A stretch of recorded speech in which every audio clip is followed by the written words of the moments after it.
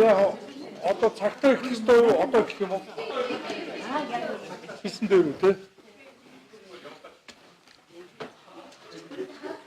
За ингээд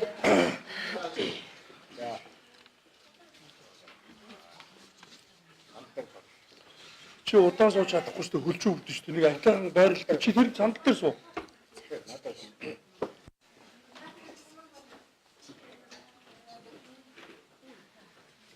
Энэ класс бичтэй. Чи энэ камернуудын донд суучтай тийм. Тэр донд чи газар суучулаасаа. За. Санга сайн байцгаана уу?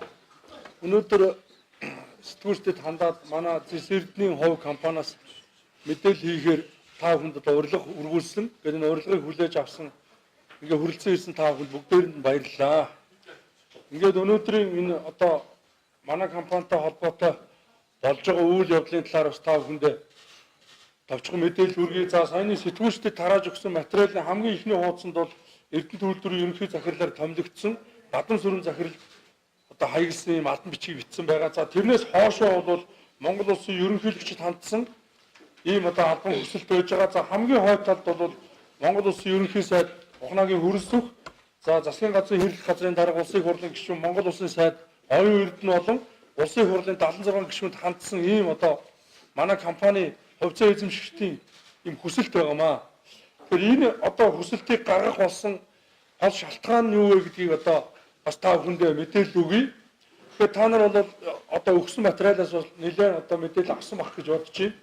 За товчхон танилцуулахад өнөөдрийн энэ хэвлэлийн хуралд манай Зэс Эрдэнийн хувь компаниас хувьцаа эзэмшигчид болон төлөөлөн удирдах зөвлөлийн гишүүд, төлөөлөн удирдах зөвлөлийн дарга, за мөн гүйцэтгэх захирлаар ажиллаж байгаа алтан хоёрыг миний бие ингээд одоо 20 гаруй хүний бүрэлдэхүүнтэй энэ хуралд хүрэлцэн ирээд байна. За манай компани бол 2010 онд үүсгэн байгуулагдсан. За үүсгэн байгуулагдсан цагаас хойш Орхон аймгийн олон мянган иргэнийг одоо хувьцаа эзэмшигчээр илсүүлсэн. Одоогийн байдлаар 24552 хувьцаа эзэмшигчтэй. За 8 тэрбум гаруй төгрөгийн өөрийн хөрөнгөтэй. За Эрдэнэ төлөвлөрийн ашиглахгүй байгаа энэ эсэлцэн хөдрийн овоолгыг түшиглээд катодын цэсийн үйлдвэр байгуулагдах юм зорилготойгоор байгуулагдсан. За бид нар 10 онд үүсгэн байгуулсан цагаас хойш Эрдэнэ төлөвлөртөө тодорхой хэлцлүүдийг хийж агаад 13 онд бодитоогоор анхны гэрээ байгуулсан. За энэ гэрээний хүрээнд манайх бол тэрбум гаруй төгрөгийн өртөгтөө техник эдийн засгийн үндэслэл боловсруулад Монгол улсын эрд соёлын мэрэгжлийн зөвлөлөөр батлуулаад энэ одоо овоолгуудыг түшиглээд жилдээ 50000 тонны хүчин чадалтай цэвэр зэсийн үйлдвэр байгуулахад ашигтай юм байна гэдэг эдийн засгийн үр ашигыг тогтоосон. Энэ дээрээ тулгуурлаад Эрдэнэ төлөвлөртөө 2015 оны 10 дугаар сарын 30-ны өдөр энэ эсэлцэн өдрийн овоолгыг 20 жилийн хугацаатай ашиглах гэрээ байгуулсан. 20 жилийн хугацаатай ашиглах гэрээ. За энэ гэрээг байгуулсны дараагаар манайх бол хөнгө оруулагчдад хандаад хувьцаа эзэмшигчд маань илүү их одоо бас болцоогоор хувь нийлүүлээд ингээд одоо дахин банкны тээзүү буюу жинхэнэ одоо хөрөнгө оруулалтыг татаж босгох ийм техник эдийн засгийн үндэслэлийг боловсруулсан. Энийг боловсруулахад манайх бол холбооны бүгд найрамдах Герман улсын компанитай хамтарсан. За энэ компани төлөөлөл Ferastal Mongolia гэдэг компани Монгол улсад үйл ажиллагаа явуулж байгаа. Энэ компаниар манайх 300 мянган еврогоор одоо энэ банкны техник эдийн засгийн үндэслэлийг хийлгэсэн. За энэний хажуугаар бид нар мөн тээзүү хийхээс гадна тухайн үйлдвэр барих гэж байгаа газар дээр тодорхой хэмжээний суур судалгаануудыг явуулаад энэндээ мөн одоо тэрбум гаруй төгрөгийн зардал гаргасан. Үндсэндээ бид нар Зэс Эрдэнийн хувь компаниг байгуулсан цагаас хойш энэ үйлдвэр байгуулахын тулд нийт зарцуулсан хөнгөний мантаа бараг 10 тэрбум төгрөг хүрж байгаа. Ингээд бид нар бол Эрдэнэ төлөвлөртөө байгуулсан гэрээнийхээ дагуу одоо өөрсдийнхөө чадлын хэрээр энэ бол бид нар дан жирийн ард иргэд байж байгаа. Энэ донд одоо нэг том дарга алга, нэг төрийн том албан тушаалтай хүн алга. Ингээд Орхон аймгийн иргэд хамтраад ийм хэмжээний мөнгө босгоод нэлээд одоо зүтгэлтэйгээр ингээд ажилласан. За ингээд 15 оны 10 дугаар сард Эрдэнэ төлөвлөртөө гэрээ байгуулад ажил одоо хэд эрчимтэй өрнөжсэн. Гэтэл 16 оны сонгуул дуусаад сонгуулийн маргааш Эрдэнэ төлөвлөрийн 49% хувийн компани авсаа гэсэн ийм асуудал гарч ирсэн. За гэтэл Эрдэнэ төлөвлөрийн 49%-ийг худалдаж авсан нөхдүүд бол ерөөсөө Эрдэнэ төвлөрүүд дээр 9 цагаас эхлээд бидний ажлыг шууд одоо тасн зогсоох энэ оолгыг буцааж биднээс булааж авах ажлыг яаж игээд явуулахгүй бүх аргыг хэрэгэлсэн. За хамгийн түрүүнд яасан бэ гэвэл ерөөсөө ирээд тэр оолгоноос доошо шингэн алдаад байна. Энэ шингэнийг та нар зогсоох арга хэмжээ аваач. Яг л танах ашиглах гад гэрээ хийсэн учраас энэ оолгоноос шингэн алдаад байгаа учраас энэ шингэнийг одоо барьж тогтоох энэ үйл ажиллагааг танах явуулаач гэдэг хамгийн анхны 49%-ийн эрслээс хойш ийм хүсэлтийг манай хийсэн. За гэтэл бид нар бол техник эдийн засгийн үндэслэл боловсруулсан тэр Германы талтай хамтраад ажлын хэсэг байгуулаад 20 гаруй хүнтэй ажлын хэсэг байгуулаад тухайн одоо оолгоноос алдж байгаа шингэнийг тусч авч байгаа цөөрмийн хэмжээ хэдийн хэмжээний шингэн цугласан байгаа. Одоо бид нар ямар үйл ажиллагаа явуулах ёстой вэ гэдгээр тооцохын тулд дотоошоо орж нэвтрэх зөвшөөрөл хүссэн. Гэтэл яг эндээс эхлээд бидний одоо анх олон тэр цөөрмийг засаж янзлаач гэдэг хүсэлт биелүүлсэн гол шалтгаан эдгээр чадахгүй, эдгээрт мөнгө байхгүй, эдгээр энийг чадахгүй юм чинь шингэн асгарж ийн гэдэг үндслээр гэрээг цуцалж болох юм байна гэсэн ийм санаагаар хамгийн анх авсан. Гэтэл бид нар яг бодиттой хөрөнгө мөнгө босгочихсон, хөрөнгө төвлөрүүлсэн мэргэжлийн маш олон компаниудтай хамтраад энэ ажлыг хийя гэдэг ийм хүсэлтээ өгөөд ажлын хэсэг байгуулад яваад очингууд оролдгоо. Тийм ч хүмүүс танай компани хүмүүс биш байна. Энэ ч танах биш байна. Манайх танахтай хамтарсан компани гэрээ байгуулсан болохоос энэ хүмүүстэй хамтраагүй ч гэдэг юм уу. Ингээд одоо бидний хийж байгаа ажилд анханасаа саад очгуулж эхэлсэн. За ингээд банкны тээзүү боловсруулах гээд яг тэр туршилтын дээж авах гээд оолгоноос нэгд бид нар ашиглах эрхээ авсан учраас тэр оолгыг бол ямар нэгэн байдлаар хөдөлгөх дээж авах бол мэдээж асуудал. Гэтэл дээж авъя гэдээ яваад очиход ерөөсөө захирлан жуулцдаггүй 49%-ын болохоор болохгүй гэдэг хариу өгөөд тухайн үед бол тэр 49%-аас томлогдсон хуулийн хэлцээний дараа Бадам Сүрэн тэргүүн дэд захирлаар Шинбаатар гээд 2 хүн ажиллаж байсан. За энэ 2 хүн бол одоо ерөөсөө байж болох бүх саад бэрхшээлийг учруулсан. За үүнээс болоод манай Эрдэнэ хувь компани хувьцаа эзэмшигчид цуглаад 500 гаруй хүн цуглаад Эрдэнэ төвлөрд дээр очиж 2-3 хоног одоо нэлээд хүчтэй шаардлага тавьж иж аргагүй ихэнд биднийг хүлээж авч уулзаад тэр дээж авах зөвшөөрөл өгсөн. Ингээд одоо нэг хамтарч ажиллаж исэн хөрөнгө оруулагчид анханаас одоо энэ үйл явдлуудаас болоод итгэл алдарч эхэлсэн. Гүн чи та нар ашиглана гэд гэрээ хийцэн байгаад идэг.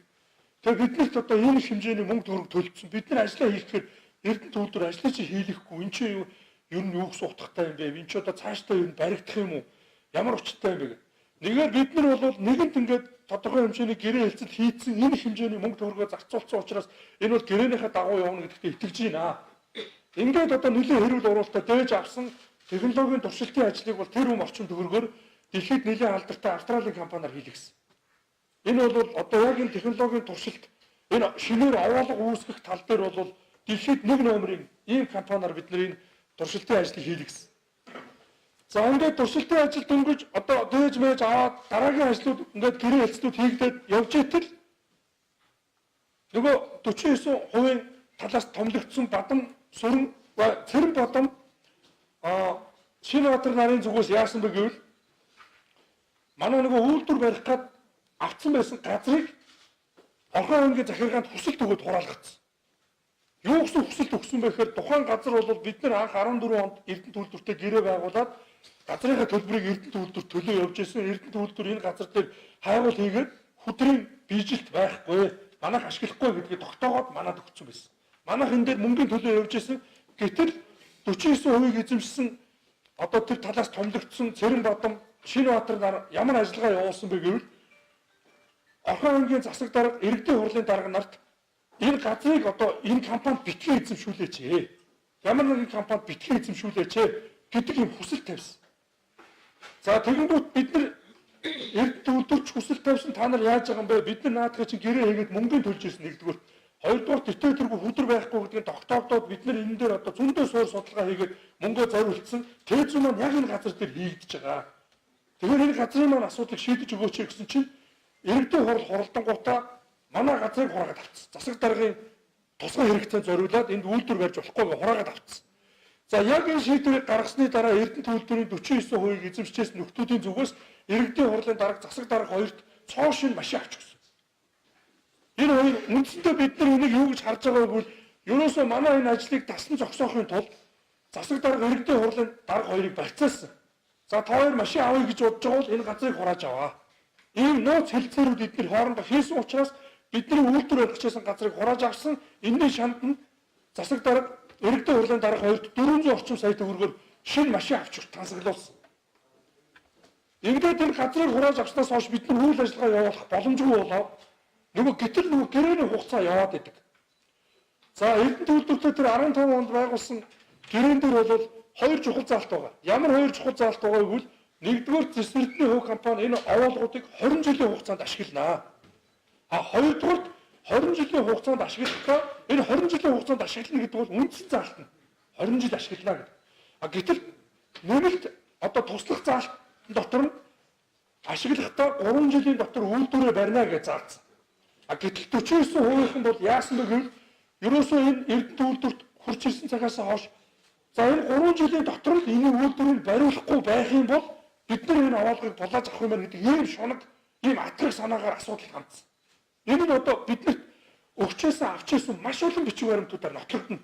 Энэ бол би зүгээр одоо таамагаараа хардаад ярьж байгаа биш. Биднэрт Эрдэнэт үйлдвэртэй тухайн үед ингээд солилцчихсэн маш олон бичгүүд байгаа. Энэ олон бичгнүүдээс ингээд дүгнэлт хийгээд харахад бол ерөөсөө эднийг бариулахгүй байжгаад хөрөнгө оруулагчийг итгэл алдагдуулаад явуулах, дээрээс нь тэр үйлдвэр барих ёстой 3 жилийн хугацааг нь дуусгаад овоолгоос булааж авах гэсэн. Ерөөсөө ийм бодлого явуулсан. Ингээд одоо бид нар яг 15 онд гэрээ байгуулад 16 оны зунаас эхлээд ажлаа хийх гэтэл 49% гараад ирсэн. Гэрээний хугацаа дууссан 49% нь тэн дээр байсан. Ерөөсөө ажил хийх болцоо олохгүй. Нэг бичиг өгөхөөр дандаа болохгүй талаас нь. Гэтэл тэр гэрээн дээр аль болох талаас нь дэмжиж явах Эрдэнэт үйлдвэр өөрөг байсан. Ингээд одоо болохгүй байх талаас нь бүх арга хэмжээг авсан. За сүүлдээ бол бүр одоо манайх одоо тэр 15 оны гэрээн дээр Эрдэнэт үйлдвэр хувь эзэмшнэ гэж заагаагүй байсан ч гэсэн 49% хүн бол маш олон асуудлууд ярьж ирсэн. За ингээд заавал 34% манад өг эсвэл заавал биднэртэй хамтар өөр хөрөнгө оруулагч байл буцаа бид нар л хөрөнгө оруулна. Бид нар Эрдэнэт үйлдвэр 34% нь авна. Тэгээд үлдсэн 66% дээр нь дахиад 70-30-аараа орноо. Гэхдээ 70% нь бид нар авна, 30% нь та нар авна. Ерөөсө байнга ийм одоо даамттай. За ингээд манай компанитай хамтраад Blue Moon гэдэг компани хамтарч ажиллаж ирсэн. Blue Moon компани бол нэлээд хэмжээний хөрөнгө мөнгө оруулсан байсан учраас сүүлдээ ямар нэгэн хил ам хийхээс айж эхэлсэн. За алтан уяга, за хувьцаа эзэмшигчтэй. За төлөөлөл удирдах зөвлөлийнхөө та нар одоо хэвлэлийн хурлыгээ төр засагт хандаад ингээ хил ам гарах юм бол нэгэнт одоо эзэн суудсан 49% нь одоо бидний ажлыг бүр явуулахгүй. Тийм учраас аль болох одоо эдний энийг халаад ингээд одоо хамтраад явъя гэдэг Blue Moon компанийн бол арга байхгүй. Яг тэгвэл Blue Moon-ын мөнгө оруулсан учраас ингэж одоо 49%-ны дарамтанд байсан. За би бол Blue Moon-ы захиралд бол олон удаа хэлж ирсэн. Хинцээч энэ 49%-тай хамтарч ажиллахгүй.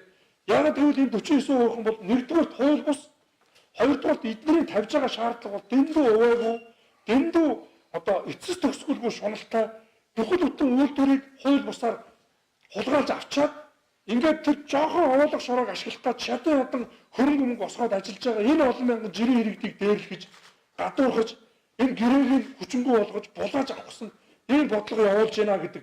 Би бол Blue Moon-ы захиралтай 3 жил энэ тал дээр маргасан. Гэхдээ би хөрөнгө оруулж хамтарч ажиллаж байгаа Blue Moon компани нөхдүүдийг бол хүндэтгэж үзээд үнэхээр энэ хүмүүсийн хөрөнгө оруулалтыг бид нар бас хамтарч ажиллаж байгааг хамгаалах ёстой. Тийм учраас хүлээцтэй хандах ёстой гэдэг үднээс хил ам хийж чадлагүй төвчээртэй маш удаан бичиг зачиг солилцож ингэж явж ирсэн. Гэтэл 49% бол яасан бэ гэвэл сүүлдээ бол алтан уягтай бол уулзахгүй. Алтан уягтай бол уулзахгүй. Сүүлдээ бүр Blue Moon компанийнхныг бүр шахсан. Одоо алтан уягийн хувьцааг нь аваад бүр гаргачаач. Энэ үйл ажиллагаанаас битгий оролцуулаач. Сүүлдээ бүр давраад одоо энэ Эрдэнэтийн хувьцаа эзэмшиж байгаа хүмүүсийг бүгдийнх нь хувьцааг хөдөлж аваад энэ хүмүүсийг гаргачаа. Ерөөсөө хөдөлгөөний хамтраад барья гэдэг.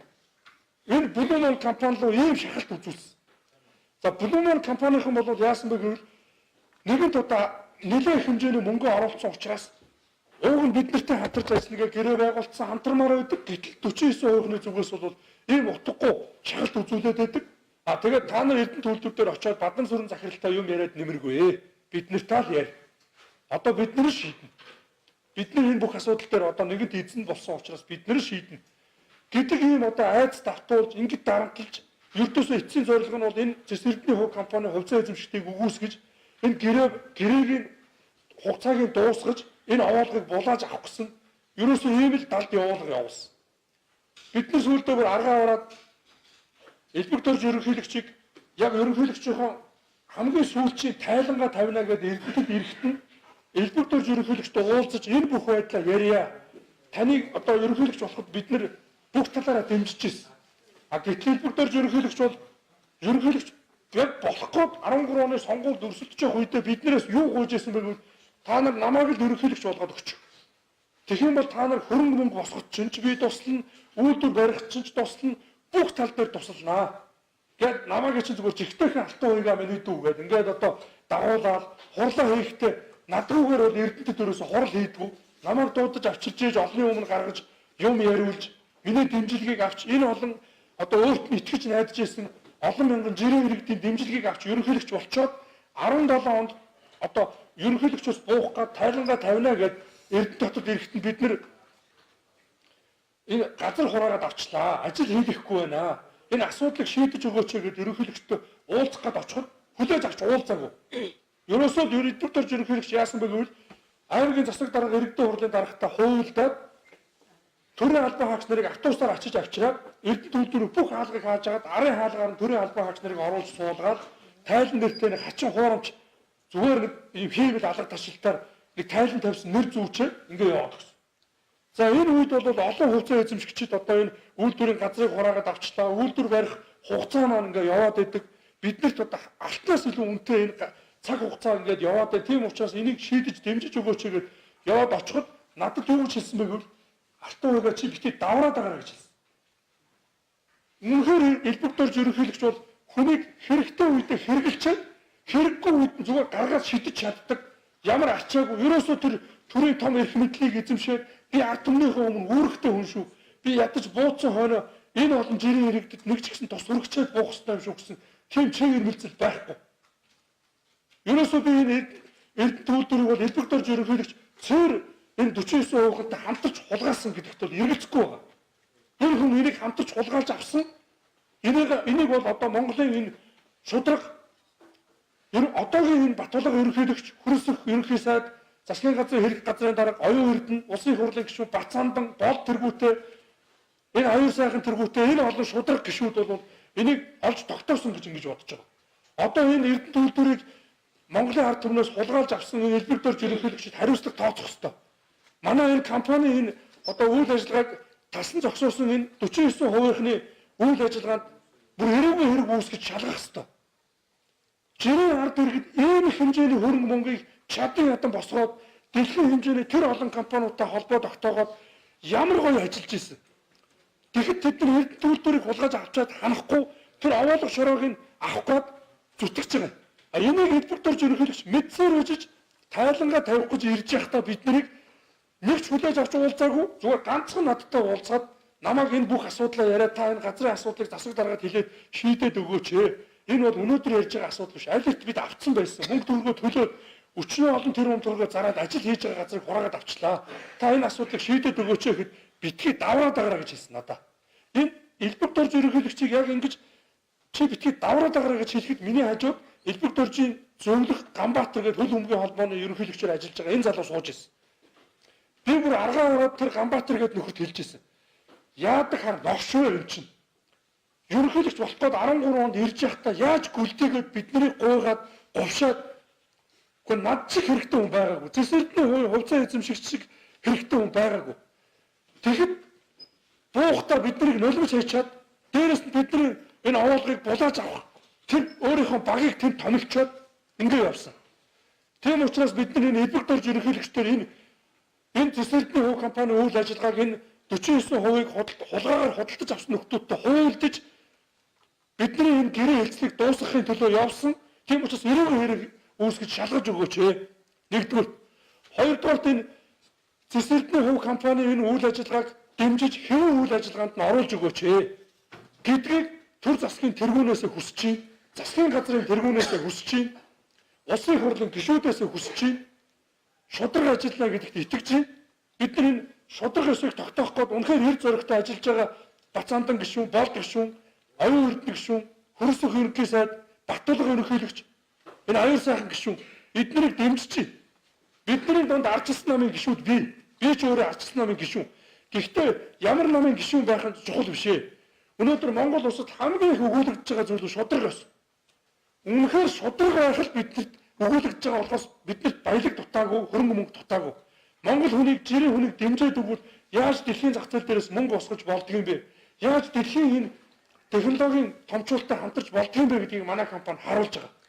Манай компани тодорхой хэмжээний үйл ажиллагаа явуулсны хүчинд Германы засгийн газрын банкнаас 100 сая евро авах, 100 сая еврогийн батлан даалтыг агуулгаар болцныг хангаж чадсан.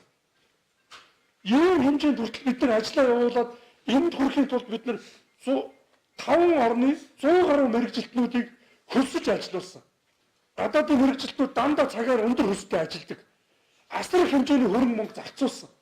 Гэтэл одоо яаж ийм тэр 49% хөөг биднийг дуудахчгүйгээр бид нартай энэ гэрээгээ дүгнж ярихгүйгээр манай гэрээ дууссан, гэрээг чи цуцлаа баяртай гэнэг цаас шидчихдэг гинэ. Гэтэл бид нар энэ гэрээг чи байгуулад эндээ итгэж үнэмшээд энэ гэрээндээ тулгуурлаад асар их ажил хийсэн. Маш их мөнгө хөрөнгө зарцуулсан. Хэдэн мянган хүний Эрдэнэтийн олон мянган иргэдийн хүсэлт энд байсан. За ингээд 49%-ын энэ ажлыг болвол ингээд шууд гацааснаас болоод манай зарим хувьцаа эзэмшигчид итгэл алдарсан. Одоо эдгээр ингээд 40 олон тэрбум төгрөг зарсан л гин тэр мөнгө босгосон л гин эднэрийг идсэн байна, уудсан байна гэдэг ийм итгэл алдарч хардаж эхэлсэн. Энэ сүлдээ явсаар байгаа зарим улсууд тэрэнд нь үнэмшиж эхэлсэн. Тийм учраас би болон манай Цэцэрлэгний хувь компани бол нэр хүндээ сэргээхийн төлөө энэ Эрдэнэт үйлдвэрийг хулгайгаар авсан 49% тэр Монгол Зэс гэдэг компаниг шүүхд өгч байна. Дээрээс нь хэлбэр дөржийг бас эрүүгийн хэрэг үүсгээд одоо энийг шалгаж өгөөч ээ. Энэ ард түмнийг доромжилсан, хуурсан. Энэ үйл ажиллагааг зогсоож хулгайлж дээрэмдэх гэж оролдсон. Энэ бол эсвэлтгүйгээр гэмт хэрэг хийсэн ийм нөхдүүд. Тийм учраас бид нар энэ асуудлыг зэгцэлж өгөөч ээ.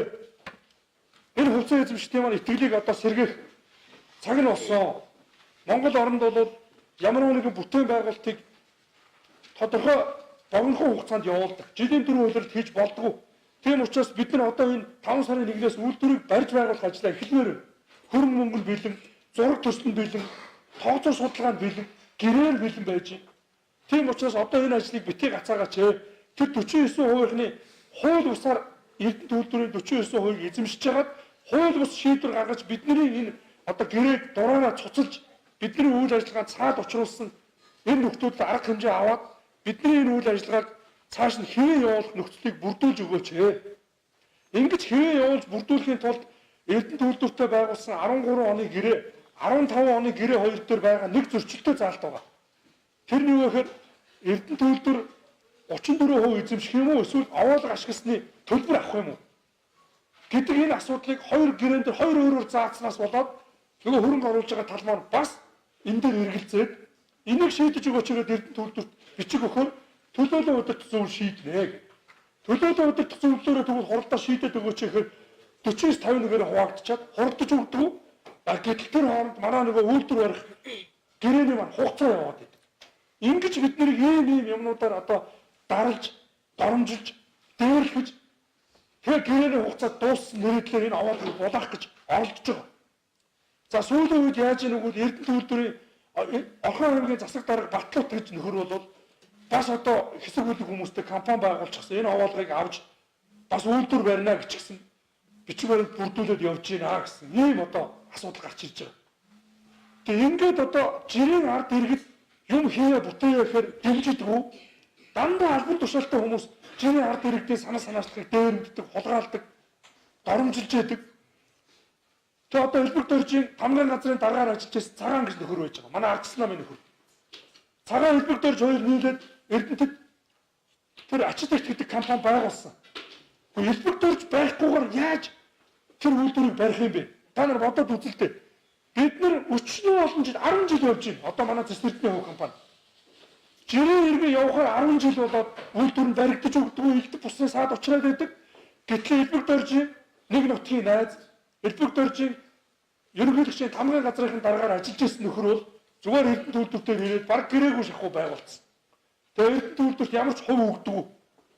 Тэгээ жил болгон 60-70 сая долларын орлого олоод тэр энийг гар ганцаараа идээд явж идэг. Энийг одоо бид нар шудраг ёс гэх үү?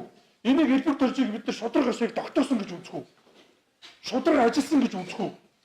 Тийм учраас элбэг төрж цагаан тэргүүтэй нөхдүүд бол энэ 49%-ынтай хуулдаж энэ манай компани үйл ажиллагааг саатуулж тэр оолгуудыг нэмэж авах гэсэн ийм далд бодлого бас давхар явуулсан гэж үзэж байгаа бид нэр. Тэгж хардах үндэстэй. Яг тэгвэл тэр элбэг төрж цагаан энтрийг байгуулсан тэр ачид ихт гэдэг компани үйл ажиллагаа явуулж байгаа оолго нь бол зохимжоор нөөц нь дуусч байгаа. Хөдрийн агуулга, зэсийн агуулмж дуусч байгаа. Тийм учраас манайхыг зайлуулж одоо энэ асуудлыг шийдэх гэсэн ийм асуудал байгаа гэж бид хардж байгаа. Энийг шалгуулна. Шалгуулахын хүсэлт байна. Энийг засгийн газар анхааралд авч, Монгол улсын ерөнхийлөгч Халтмаагийн Батулга ерөнхийлөгч та анхааралд авч энэ асуудалд шийдэж өгөөч. Манай энэ компани олон мянган хувьцаа эзэмшигчид Батулга ерөнхийлөгчийн сонгуульд Орхон аймагт ялал байгуулахад бид нар асар их хувь нэмэр оруулсан. Асар олон хүн Батулга ерөнхийлөгчийг ялаад манай компанийг дэмжинэ гэдэгт итгэж байсан. Бид одоо ч итгэж байна. Яагаад гэвэл анх 2010 онд энэ компанийг дөнгөж байгуулж байхад Монголын улс төрчид ихэнх нь үл тоож байсан. Ганцхан Батулга ерөнхийлөгч улсын хурлын гишүүн байхдаа өөрийн биеэр Эрдэнэтэд очиж биднийг дэмжиж манай хувьцаа эзэмшигчдтэй уулзаж хамтарч ажиллаж байсан. Тийм учраас өнөөдөр энэ хүн Монгол улсын ерөнхийлөгчөөр ажиллаж байгаагийн хувьд таны итгэлийг дааж бид нар бол энэ компанийг өдөрт хэрэгтэй авч явж байгаа. Тийм учраас энэ ерөнхийлөгч маань ахаа цааш нь дэмжиж амжилтанд хүргээд бидний амжилтаар бахархаасаа гэж ингэж хүсэж байна. За товчхон одоо та бүхэнд мэдээлэл өгөхөд ийм байна. Тэгээ та бүхний зүгээс асуух зүйл байвал бид нар хариулъя.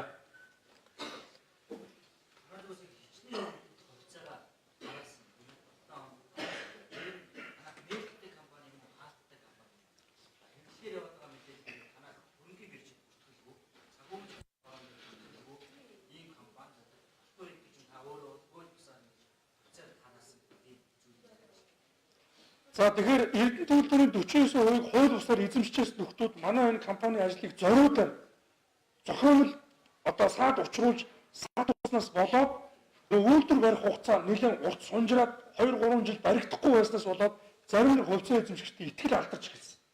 Би бол энд хувьцаа эзэмшигчдийг буруутгахгүй байна. Аргагүй ш мөнгөө хувь нийлүүлчих гэсэн үйлдвэр баригдана гэдээ гэрээ хийгээд зарлчаад байдаг. Тээзэн хийгээд 10 тэрбум төгрөг зарчлаа гэж яриад байдаг. Суур судалгаа дуусцсан гэдээ яриад байдаг.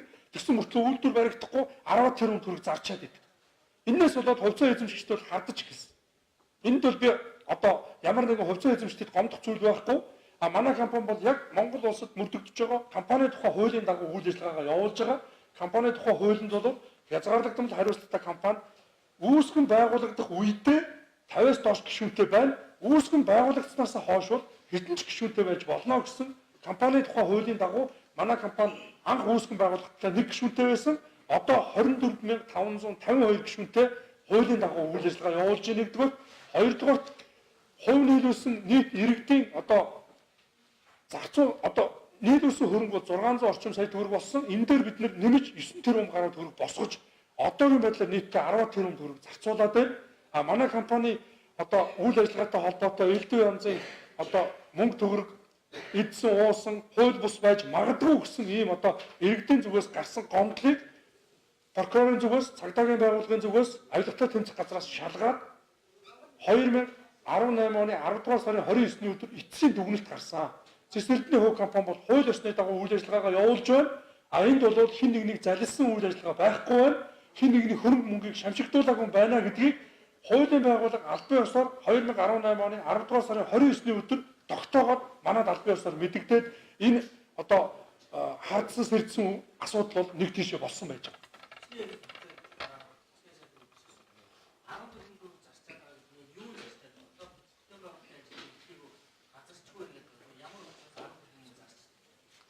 За хамгийн анхны техник эдийн засгийн үндэслэлийг бид нар Бээжингийн уул уурхай металлургийн судалгааны институтээр хийлгэхэд $420 мянган зарцуулсан. За яагаад ер нь ийм өндөр үнэтэй байдгийг бэ гэхээр энэ тухайн тээзүг аливаа эрдэс соёлын мэрэгжлийн зөвлөл болон санхүүжүүлэх гэж байгаа хөрөнгө оруулагч банкын этгээдүүд бол нэлээд хүлээн зөвшөөрөгдсөн байгууллага болон мэрэгжилтнүүдээр хийлгэсэн нөхцөлд одоо баталдаг нэгдүгээр хоёрдугаар санхүүжүүлэлт юм байна. Тэгэхээр хүлээн зөвшөөрөгдсөн мэрэгжилтэн болон компаниудын хувьд бол асар өндөр төлбөртэй судалгаа явуулдаг. Энэ тохирсон төлбөр тооцоог бид нэр төлөхөөс аргагүй байдалд хүрдэг. Ингээд бол анхны тээзүүг бол 420 мянган доллараар Бээжингийн уул уурхай металлургийн судалгааны институт гэж одоо Хятадын 90 оноос хойш хийгдсэн том бүтээн байгуулалтуудын хамгийн гол зураг төслүүдийг хийсэн ийм нэр хүндтэй компаниар хийлгэсэн. За хоёр дахь тээзүүг бол 2 сая 300 мянган еврогоор энэ Ferrostall Mongolia гэдэг энэ компаниар хийлгүүлсэн. За энэ Ferrostall Mongolia компани бол манайхтай гэрээ хийсний дагуу цаашаага ахаад 10 орчим гадаадын нэлээд нэр хүндтэй одоо тухайн чиглэлийнхаа тэргүүлэгч компаниудтай гэрээ хийж энэ банкны техник эдийн засгийн үндэслэлийг боловсруулсан. Энэ тээзүүн дээрээ үндэслээд бид нар Германы засгийн газрын одоо экспортыг дэмжих банкнаас 100 сая хүртэлх еврогийн батлан даалтын одоо ийм зөвшөөрөл гаргуулж авчаад байж байгаа. Энэ бол юу гэсэн үг вэ гэхээр аль нэгэн одоо Германы банкнаас зээл авахд Германы засгийн газар батлан даалт гаргаж өгнө. Энэ нь цаашаа үйлдвэр барих хөрөнгө оруулалтыг шийдэж чадсан гэсэн ийм утгатай ийм зүйл байж байгаа.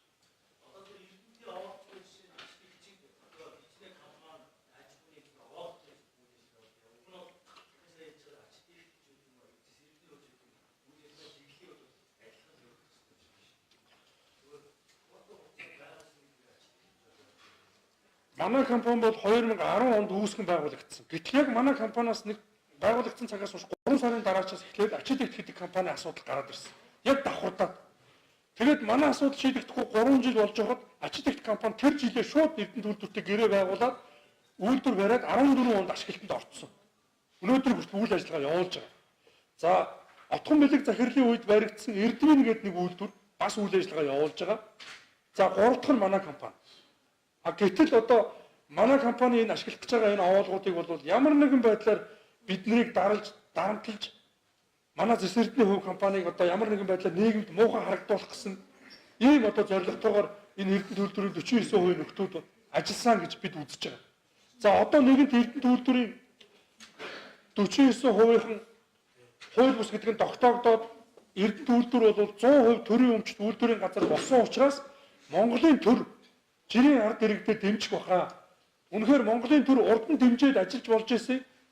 Хуучин хийсэн гэрээнийхээ дагуу манай компанийн үйл ажиллагааг дэмжиж явуулна гэдэгт бид нар одоо хөрсөх ерөнхий сайд, оюун эрдэнэ хэрэглэх газрын дарга, Бацаандан улсын хурлын гишүүн, бол аюур сайхан гэх мэтлэн бусад одоо энэ их хурлын гишүүдэд үнэхээр итгэж энийг бол нэгд 49% хууль бус байсан үнэн гэдэг утгаар нь Эрдэнэт үйлдвэрээс энэ нөхдүүдийг гаргаад явуулсан учраас энэ нөхдүүдийн үйл ажиллагаанаас болж бидэнд учирсан энэ асуудлыг бол шийдэж өгнө гэдэгт бид нар бол ерөнхийлөгчдөө ч итгэж байна, засгийн газартаа ч итгэж байна, их хурлаа ч итгэж байна. Одоо сая Эрдэнэт үйлдвэрч шинээр дахин томилогдоод байгаа Бадан сүрэн захирлч гэсэн бид нар итгэж байна. Төрүүчийн одоо Бадан сүрэн захирлын бид нар руу явуулж исэн тэр бичгүүд бол тэр 49%-ны шахалтаар аргагүй ихэнд одоо явуулж исэн байх гэж бид ойлгож байгаа. Тийм учраас Бадан сүрэн захирлыг одоо цаашдаа манай компанитай ёс зүйтэйгээр хамтарч ажиллана гэдэгт итгэлтэй байна.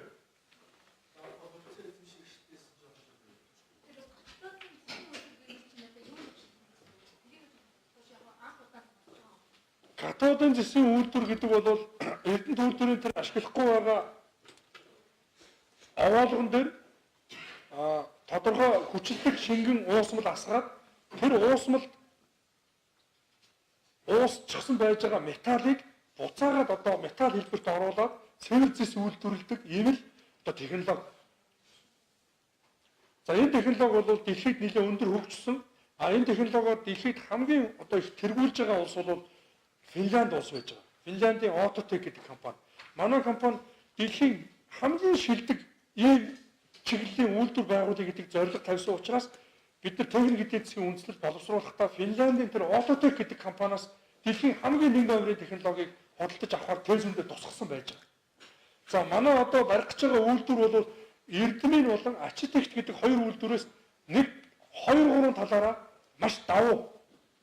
За ямар талаараа давуу гэвэл нэгдүгээрт бид нар Эрдэнэт үйлдвэрийн овоосон овоолгыг зөөгөөд тусад нь овоолго хийгээд доор нь одоо хөрсөнд хамгаалт хийж байгаа овоолгон дээр уусгалт явуулах гэж байгаа. Хоёрдугаар тэгвэл Орхон аймгийн энэ олон мянган иргэн нь хувьцаа эзэмшиж байгаа. 24552. За тэгтэг одоо за сайн байцгаана уу. За тэг би энэ талтан суучих.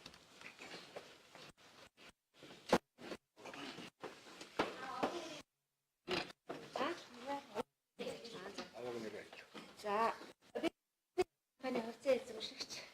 За Бишраугийн төвшин жаргал гэдэг хүн байна. За сая ерөнхийдөө компани маань нөхцөл байдлын талаар өөрсгөн байгуулагч төслийг санаачлагч Алтай уягда гүйцэтгэх цагаалал маань нэлээд тодорхой ярьлаа. Дэлгэрэнгүй ярьлаа. За тэгэхээр ерөнхийдөө бол өнгөрсөн хугацаанд хүртэл жирийн иргэдийн санаачлагаар за мөн шаардлагаар эцэсэрдний компани маань Орхон аймгийн олон мянган иргэдийн санаачлах шаардлагаар энэ компани маань үүсгэн байгуулагдаад өнөөдрийн хүртэл 9 жилийг өнгөрөхдөө 9 жилийн хугацаанд бид нар зүгээр байгаагүй. Бүхий л туршилт судалгаа, бүхий шаардлагатай бүхэл зүйлүүдийг ерөнхийд нь хийгээд ирсэн байгаа. За 10 онд үүсгэн байгуулагдсанаас хойш 13 онд ерөнхийд нь Орхон аймгийн иргэдийн төлөөлөгчдийн хурал, Эрдэнэт үйлдвэр, Цэцэрлэгний өв компани хооронд 3 талт хамтран ажиллах гэрээг байгуулсан. За мөн дараа нь 14 онд болохоор зэрэг хязгаарлагдмал эрхтэйгээр газрыг эзэмших гэрээг хийсэн. 15 онд болохоор зэрэг эсэлтсэн өдрийн дээр ашиглах гээд байгаа 8-12 дугаар овоолго дээрээс овоолгыг одоо ашиглах гэрээг хийсэн. Дараа нь болохоор зэрэг 16 онд мөн тий ерөнхийд нь за хохирсны хувьд болохоор зэрэг одоо би ерөөсөө хохирсон.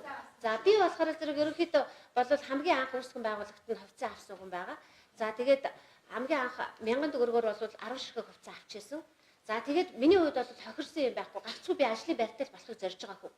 Ажлын байртай. Өнөөдөр надад ажлын байр хамгийн чухал хэрэгтэй.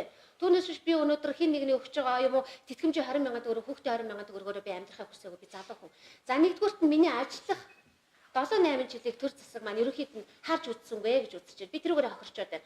Хоёрдугаарт нь болохоор зэрэг өнөөдөр энэ компани олон мянган хувьцаа эзэмшигчдийн одоо тэр хөрөнгө оруулаад байгаа 10 тэрбум төгрөгийн хөрөнгө оруулаад ерөнхийд нь үйлдвэрийг байгуулах шаардлагатай бүх туршилт судалгаа хийчихэд байхад Эрдэнэт үйлдвэрийн зүгээс 49% гарч ирээд ерөнхийдөө тууцны хуралдаж чадахгүй байгаагаас энэ асуудлыг шийдэж чадахгүй байгаа. Энэ асуудлууд нь болохоор зэрэг ерөөсөө хувьцаа эзэмшигчдийг цаг алдуулж байна. Дараахан шиг үйлдвэрийн барихт нь тусалж дэмжиж өгөөч энэ дотор дэмжлэг үзүүлээч гэж хувьцаа эзэмшигчийн зүгээс би бол хүсэж энд хэвлэлийн хурлыг зарлахаар ирсэн байж байгаа. За тэгээ удахгүй Эрдэнэт үйлдвэртэй дараахан гэрээ хилэлцээрээ ширээнд сууж энэ төслийг амжилттай хэрэгжүүлнэ гэдэгт хувьцаа эзэмшигч миний зүгээс итгэлтэй байна.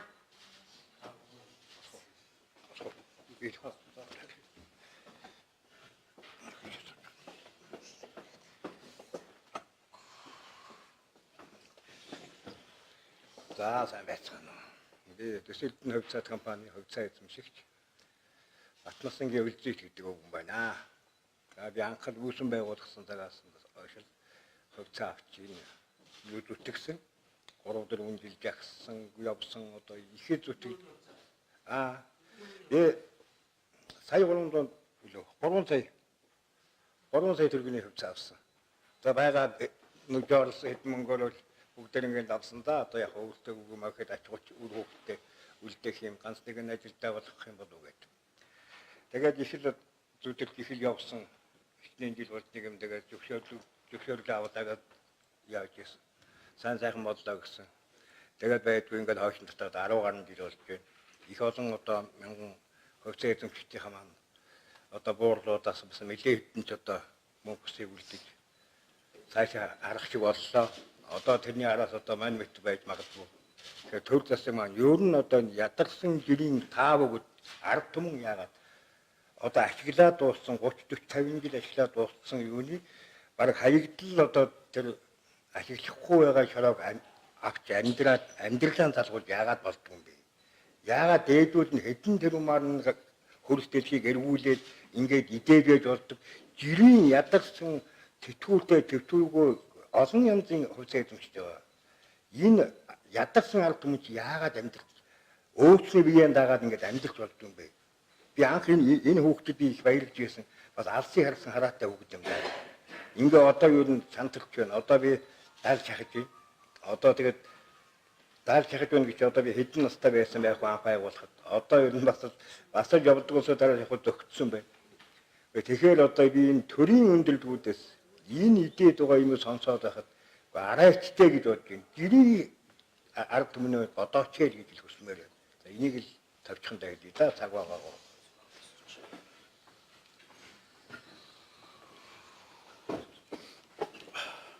За сайн байцгаана уу.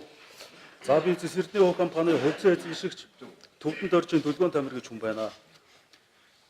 За би бол тавчхан ярихыг хичээе. За 2010 оноос өнөөдрийг хүртэл энэ байгалийн баялагта эзэн байх, байгалийн баялгаа хүртэх ийм зорилготой л одоо жирийн иргэд бид нар эвлэлтэнд нэгдсэн. Биднэрт албан тушаал байгаагүй, эрх мэдэл байгаагүй. Биднэрт ерөөсөө эв нэгдэл байсан. Харин эрх мэдэлтэй, албан тушаалтай хэн нэгэнд нөлөөгөө үзүүлдэг ийм эрх мэдэлтэнгүүдийн хор урсгаар бид нар өнөөдрийг хүртэл маш их олон хүндрэл бэрхшээлүүдийг даван туулсан. Энэ албан тушаалтай хүмүүс энэ жирийн иргэдийн өнцгөөс нэг амьдралыг хардаг болоос ухамсартай үйлдэлээрээ бид өөр юу ч үсээгүй. Бид нар эрсдлийг үүрсэн, хангалттай үүрсэн. Энэ Цэсэрдний Өв компанийг үүсгэн байгуулад энэ компаниг үйлдвэрийг барихын тулд бид нар чадах бүхнээ бүгдийг хийсэн. Хангалттай хийсэн. Хэмжээшгүй эрх мэдлийг эзэлсэн нөхдүүд одоо бид нэг ингэ шийтгэж байгаа юм уу? Нэг суу түүний хэлсэн үг байдаг. Юу ч хийлээ гэсэн үнэн хязээд бүрэнхийг нэг цойлон гарч ирдгээ гэж. Одоо үнэхээр үнэн гарч ирж байна. Байгалийн баялагтаа эзэн суух цаг нь ирсэ. Төрийн 3 өндөрлөг ухамсартай үйлдэлээр энэ жирийн иргэдийг харж үзсэ. Харж үзэх цаг нь ирсэн. Сайн сайхныг хүсэж мөрөөдөг жирийн иргэд төрийн өндөрлгүүдийг төрийн шийдвэрийг харах цаг ирсэн. Одоо бидний ард 24552 хувьцаа эзэмшигч иргэн анхааралтай чиг тавин хүлээж байгаа. Энэ иргэдийн ахуй амьдралыг дээшлүүлэхийн тулд ажилдаа орлоготой болгохын тулд бид нар ажилласан, хөдөлмөрсөн, бүх цаг хугацаагаа тайчилж ажилласан. Хийж бүтээдгээр л бид нар буруутгах юм өөр юугаарч буруутгах боломж байхгүй. Саяхан хэдхэн хоногийн өмнө улсын хурлын гишүүн Бацаандан Болд гишүүд ирсэн. Бид нартай уулзсан. Одоо биднэрт ерөөсө цаг хугацаа алдахгүйгээр энэ үйлдвэр барих, үйлдвэрийн ашигаас ногдол ашгаа хүртэх ийм л одоо бодтой үр дүн хүлээж байна бид нар. За маш их баярлалаа.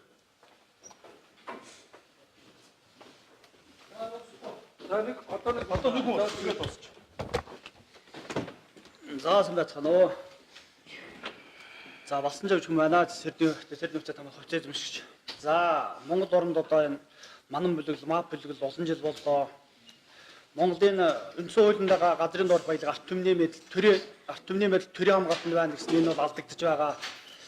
Монгол улсад байгаа тэр газрын баялаг арт түмэнд одоо тэгш хуваартай одоо хөрөхийн тулд энэ төслийг болохоор 2010 онд арт үеийн хүнүүдээ санаачилсан. 68 мянган хүн дэмжээ сандаа нөгөөд гарын үсэг зураа дэмжээд энэ компани байгуулагдсан. Өнөөдрийн байдлаар одоо сая хэлдэг 24552 хүн хувьцаа эзэмшиж байна. 24 сая 616362 чиргээ хувьцаатай. За ерөнхийдөө бид бүгдийн зорилго бол одоо байгалийн баялаг арт түмэл хүртэх хэрэгтэй. Энэ төслийг бол одоо улсын хурлын гишүүнээр арт түмэлчдэр олон жил яардаг. Манай компани 10 жилийн өмнө төслөөр ажилласан. 10 жил болж байна. Ямар ч хэсэн одоо энэ төсөл бол хэрэгжинэ. Монгол оронд бол бид арт түмэн байгалийн баялагаар хүртэхийг бол одоо манай компани үлрэж явж харуулнаа. Тийм учраас одоо манан бэлтгэл одоо ингээд арт түмний газрын дор баялагийг одоо тэгш хуваарлтыг тааж боож байгаа зүйлийг одоо бид бүхэн одоо санаачд нэхлүүлсэн. Энийг бид бүхэн хэрэгжүүлж чадна. Тийм учраас төр засгийн өдрөлгүүд арт түмний талд байж энэ шийдвэрт дэмжиж өгөөч. Орхон аймгийн 24 мянган хүн одоо тав өгдөх хүсэж хүлээж байна. Монгол оронд энэ төсөл амжилттай хэрэгжсээр маш олон газарт олон юм үйлдвэр одоо хөгжиж явна. Энэ бол эхлэн шүү гэдгийг та бүхэнд хэлье. За баярлалаа. За баярлалаа. За бүхэнд баярлалаа.